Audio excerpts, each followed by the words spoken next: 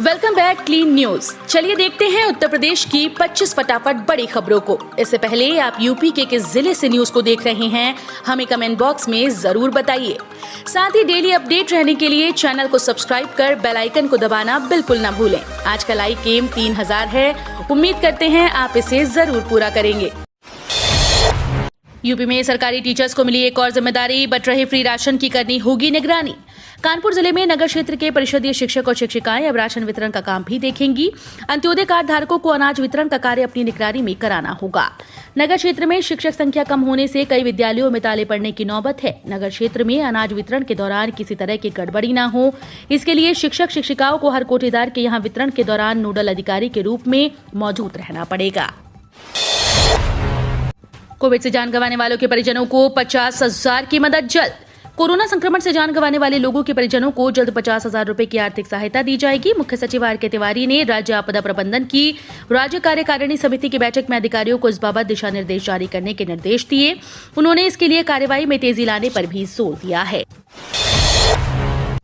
बाराबंकी में ट्रक से टक्कर में बस के परखच्चे उड़े, 15 की मौत। पीएम-सीएम ने जताया दुख, मुआवजे का ऐलान। उत्तर प्रदेश के बाराबंकी में किसान पथ पर दिल्ली से बहराइच जा रही वॉल्वो बस और दूसरी ओर से आ रही ट्रक में आमने सामने की टक्कर हो गई। इस दुर्घटना में अब तक 15 बस यात्रियों की मौत की सूचना है। घटना में 27 यात्री गंभीर रूप से घायल बताए जा रहे हैं। इसमें से 5 को ट्रॉमा सेंटर लखनऊ रेफर कर दिया गया। पीएम मोदी ने भी घटना को लेकर ट्वीट किया और पीएम-एनआरएफ से मृतकों के परिजनों को 2-2 लाख और घायलों को 50,000 हजार रुपए का मुआवजा देने का ऐलान किया है। नवरात्र में डाकघर में बेटियों का खुलेगा सुकन्या समृद्धि खाता। प्रधानमंत्री नरेंद्र मोदी द्वारा बेटी बचाओ बेटी पढ़ाओ योजना के अंतर्गत शुरू किए गए सुकन्या समृद्धि योजना का लाभ जन जन तक पहुंचाने के लिए भारतीय डाक विभाग ने समृद्ध सुकन्या समृद्ध समाज अभियान चलाया। इसके तहत विभाग अब हर घर में पहुंचेगा। इस संबंध में वाराणसी परिक्षेत्र के पोस्टमास्टर जनरल कृष्ण कुमार यादव ने सभी मंडलाधीक्षकों के साथ वीडियो कॉन्फ्रेंसिंग के माध्यम से मीटिंग कर निर्देश दिए। धान खरीद के लिए 8 अक्टूबर से होगा रजिस्ट्रेशन, फ्री में लगेगा कैंप। 1 नवंबर से शुरू हो रही धान खरीद के लिए पंजीकरण 8 अक्टूबर से शुरू होकर 17 तक चलेगा। इसके लिए सुबह 10 बजे से 5 बजे तक मंडी व ब्लॉक्स में कैंप लगाकर अधिक से अधिक किसानों का पंजीकरण कराया जाएगा। कानपुर की खाद्य विपणन अधिकारी निहारिका के मुताबिक निःशुल्क कैंप के तहत तोषकर झा को क्षेत्रीय विपणन अधिकारी, नवीन मंडी बिदनू, महेश वर्मा को नवीन मंडी घाटमपुर, दिग्विजय पाल को ककवन, मंजीत कौर को चौबेपुर, अभिनव श्रीवास्तव को भीतरगांव, धर्मेंद्र कुमार को मुरे कंपनी द्वितीय, सुषमा द्विवेदी को सरसौल, राकेश उपाध्याय को गुटया और अमित सिंह को नवनी मंडी बिल्हौर के लिए नामित किया गया है। यूपीटीईटी के लिए रजिस्ट्रेशन updled.gov.in पर शुरू। जाने योग्यता आवेदन प्रक्रिया से जुड़ी जरूरी बातें। उत्तर प्रदेश के शिक्षक पात्रता परीक्षा यूपीटीईटी के लिए ऑनलाइन रजिस्ट्रेशन की प्रक्रिया updled.gov.in पर शुरू हो गई है। रजिस्ट्रेशन की अंतिम तिथि 25 अक्टूबर और आवेदन शुल्क जमा करने की आखिरी तारीख 26 अक्टूबर है। ऑनलाइन आवेदन पूर्ण करते हुए फॉर्म का प्रिंट लेने की अंतिम तिथि 27 अक्टूबर है। अध्यापक पात्रता परीक्षा 2021 का आयोजन 28 नवंबर को होगा। रिजल्ट 28 दिसंबर को जारी होगा। परीक्षा 2 पालियों में होगी। पहली पाली में 10 से 12:30 बजे तक प्राथमिक स्तर और 2:30 से 5 बजे तक दूसरी पाली में जूनियर स्तर की परीक्षा होगी। अखिलेश यादव का ऐलान, सपा सरकार बनने पर 2-2 करोड़ की मदद और नौकरी देगी समाजवादी पार्टी। लखीमपुर मामले में सियासत तेज हो रही है। गुरुवार पीड़ित परिवारों से मिलने पहुंचे अखिलेश यादव ने बड़ा ऐलान किया। उन्होंने कहा कि 2022 में अगर सपा सरकार बनी तो पीड़ित परिवारों को 2-2 करोड़ की आर्थिक मदद और नौकरी दी जाएगी। अखिलेश ने पीड़ित परिवारों से कहा कि यूपी सरकार मदद नहीं करती है तो सपा सरकार बनने पर पूरी मदद की जाएगी। पंचायत सहायक की तैनाती पर रोक, मेरिट लिस्ट में खेल की शिकायत पर कार्रवाई। सुल्तानपुर में पंचायत सहायक की तैनाती के लिए मांगे गए आवेदन जमा करने के बाद अभ्यर्थियों की सूची तैयार करने में कई ग्राम पंचायतों ने खेल कर दिया। करीबी लोगों को लाभ पहुंचाने के लिए मेरिट सूची बनाने में गोलमोल कर दिया। मामले की शिकायत मिलने पर जनपद के अधिकारियों ने ऐसी ग्राम पंचायतों में पंचायत सहायक की तैनाती पर रोक लगा दी है। विशेषज्ञों को मिली बड़ी सफलता, इस तकनीक से ग्लोबल वार्मिंग के साथ और भी कई फायदे। आईआईटी कानपुर के वैज्ञानिकों की टीम ने कार्बन डाइऑक्साइड CO2 के विपरीत प्रभाव को कम करने का तकनीक खोज निकाली। कार्बन डाइऑक्साइड ही देश भर में प्रदूषण फैलाने के साथ ही इसे ग्लोबल वार्मिंग की मुख्य वजह माना जाता है। इस तकनीक में वैज्ञानिकों की टीम नैनो फ्लूइड के द्वारा कार्बन डाइऑक्साइड को किसी भी यौगिक से अलग कर सकते हैं। संस्थान की टीम के द्वारा तैयार इस तकनीकी को भारत सरकार द्वारा पेटेंट भी मिला है। ये पेटेंट 2 अगस्त 2021 को संस्थान को प्राप्त हुआ है। साबरमती की तर्ज पर यूपी के 32 शहरों में बनेगा रिवर फ्रंट। नदियों के किनारे बसे प्रदेश के 32 शहरों में रिवर फ्रंट विकसित किए जाएंगे। गंगा, गोमती, यमुना, सरयू जैसी बड़ी ही नहीं, छोटी छोटी नदियों के किनारे बसे शहरों में रिवर फ्रंट बनाए जाएंगे। इसका मास्टर प्लान मुख्य नगर और ग्राम्य नियोजन विभाग तैयार कर रहा है, जिसके तहत नदियों के किनारे खूबसूरत गांव बसाए जाएंगे। इनके जरिए पर्यटन विकास भी होगा। योगी सरकार ने किया बड़ा फेरबदल, 100 से अधिक पीसीएस अधिकारियों के ट्रांसफर। यूपी में विधानसभा चुनाव से पहले योगी सरकार ने बड़ा फेरबदल किया है। शासन ने उपजिलाधिकारी स्तर के 100 से ज्यादा पीसीएस अधिकारियों के तबादले कर दिए। वाराणसी, मुरादाबाद, कानपुर, मेरठ, मुजफ्फरनगर, गोरखपुर, शामली समेत कई जिलों के एसडीएम को बदल दिया गया। जानकारी के मुताबिक प्रदेश में अगले साल होने वाले विधानसभा चुनाव के लिए निर्वाचन आयोग 1 नवंबर से मतदाता सूची पुनरीक्षण अभियान चलाएगा।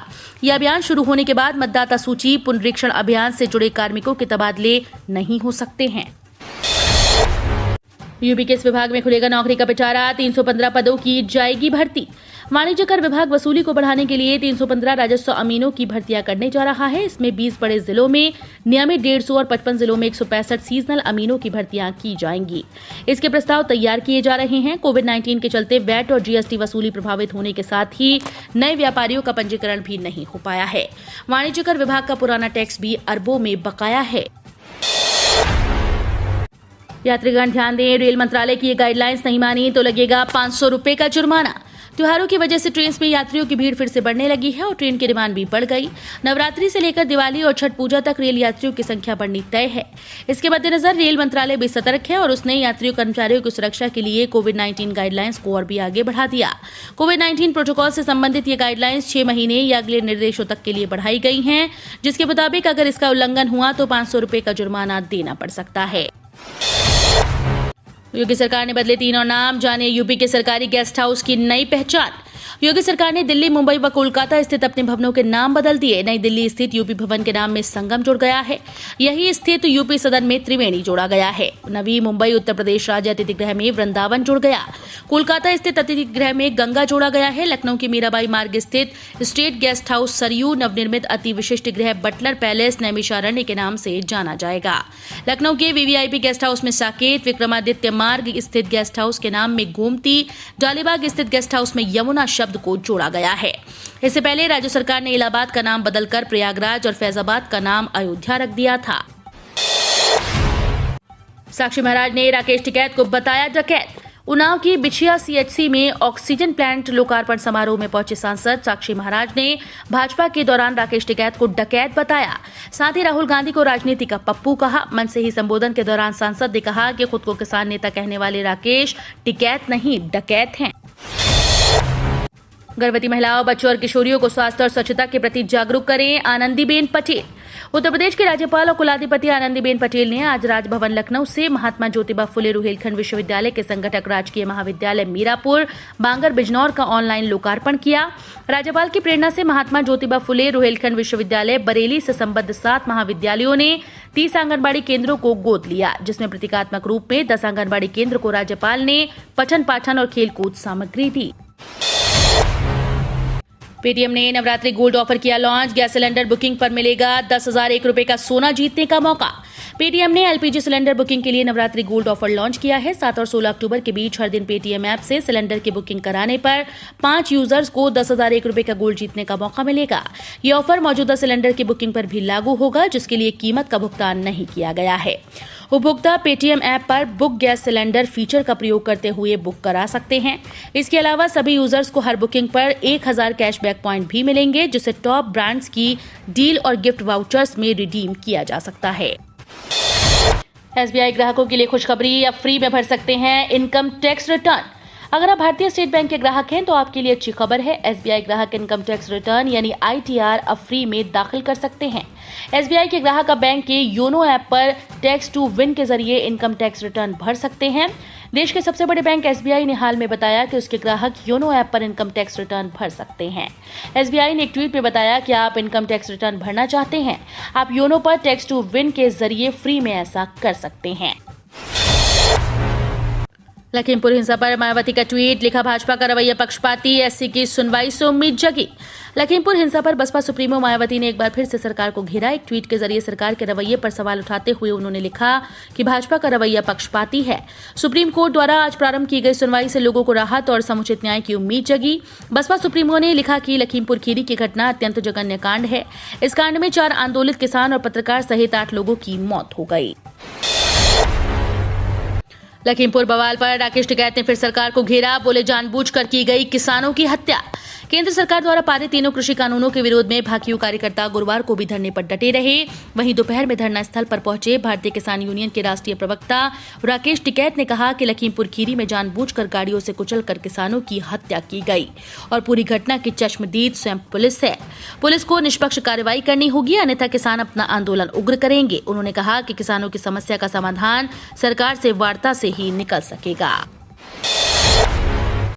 बैंक खाते के साथ हुआ डिजिटल फ्रॉड तो वापस मिल सकते हैं सारे पैसे। जैसे जैसे हम डिजिटल दुनिया की तरफ बढ़ रहे हैं, उसी तेजी से धोखाधड़ी के नए नए तरीके और मामले भी सामने आ रहे हैं। डिजिटल लेन देन के बढ़ते दौर में बैंक खातों के साथ जालसाजी की घटनाएं बढ़ने लगी हैं। साइबर जालसाज घर बैठे बैठे ही लोगों का बैंक अकाउंट खाली कर देते हैं। किसी का एटीएम कार्ड क्लोन हो जाता है तो किसी को फोन पर फर्जी मैसेज से करारी शपथ लग जाती है। इस तरह की घटनाओं को ऑनलाइन फ्रॉड, डिजिटल फ्रॉड या साइबर फ्रॉड कहा जाता है। साइबर फ्रॉड में हैकर्स आपके अकाउंट की डिटेल हासिल करके उससे सारे पैसे निकाल सकते हैं। नोएडा और गाजियाबाद में नहीं आएगा पानी, 1 महीने तक हो सकती है किल्लत। गाजियाबाद और नोएडा के कई इलाकों में पानी की सप्लाई बाधित हो गई। लोगों को गंगा जल की आपूर्ति नहीं की जा रही। हालांकि अभी पाइपलाइन लीकेज होने की वजह से गंगा जल की आपूर्ति बाधित हुई। लीकेज ठीक होने के बाद भी सप्लाई प्रभावित रहेगी, क्योंकि गंग नहर की सफाई भी शुरू होने वाली है, जिसकी वजह से अगले 20 से 25 दिन तक गंगा जल की सप्लाई नहीं हो पाएगी। इन इलाकों में नलकूपों से सप्लाई की जाएगी और पानी एक टाइम ही दिया जाएगा। कैप्टन केएल राहुल के नाबाद 98 रन के दम पर पंजाब ने चेन्नई को 6 विकेट से हराया। कप्तान केएल राहुल नाबाद 98 की धमाकेदार पारी के दम पर पंजाब किंग्स ने आईपीएल 2021 के 53वें मैच में चेन्नई सुपर किंग्स को 6 विकेट से पराजित कर दिया। चेन्नई की ओर से रखे गए 135 रन के लक्ष्य का पीछा करने उतरी पंजाब टीम ने 13 ओवर में 4 विकेट पर 139 रन बनाए। डिजिटल के दौर में ट्रेडिशनल तौर तरीकों से चल रहे देवी मंदिर, नहीं है ऑनलाइन दर्शन की सुविधा। कोरोना काल के बाद से दुनिया ऑनलाइन चीजों पर ज्यादा निर्भर हो गई है। पहले भी लोग ऑनलाइन काम करते थे, मगर ये ज्यादातर खरीदने और बेचने तक सीमित था। लेकिन कोरोना महामारी के बाद ऑनलाइन की दुनिया में व्यापक बदलाव हुआ। आज बच्चों की पढ़ाई से लेकर डॉक्टर की सलाह तक सब कुछ ऑनलाइन हो चुकी है। यहाँ तक कि आस्था भी ऑनलाइन आ गई है। खासकर दक्षिण भारत के मंदिरों में चढ़ावा और पूजन दर्शन ऑनलाइन हो चुका है। मंदिरों के ऐप पर दर्शन की एडवांस बुकिंग होती है। अवैध धर्मांतरण मामले में एटीएस को बड़ी सफलता, कलीम सिद्दीकी का सहयोगी गिरफ्तार। अवैध धर्मांतरण के मामले में गिरफ्तार किए गए मौलाना कलीम सिद्दीकी के एक और मददगार को उत्तर प्रदेश एटीएस ने गुरुवार को गिरफ्तार कर लिया। इस मामले में अभी तक एटीएस ने मुख्य आरोपित उमर गौतम समेत 15 लोगों की गिरफ्तारी हो चुकी है। एटीएस चीफ जीके गोस्वामी ने बताया कि अभियुक्त सरफराज अली जाफरी वर्ष 2016 से अभियुक्त मौलाना कलीम सिद्दीकी के ग्लोबल पीस सेंटर का कार्य देख रहा था। ग्लोबल पीस सेंटर, जो कि कलीम सिद्दीकी के द्वारा संचालित संस्था है, जिसका प्रमुख कार्य धर्मांतरण संबंधी गतिविधियों का संचालन करना है। हम रोज ऐसे ही न्यूज लाते रहेंगे। यदि आपने अभी तक क्लीन न्यूज यूपी को सब्सक्राइब नहीं किया है तो फटाफट सब्सक्राइब कर लें। साथ ही बेल आइकन को प्रेस करना बिल्कुल ना भूलें, ताकि लेटेस्ट अपडेट मिस ना हो।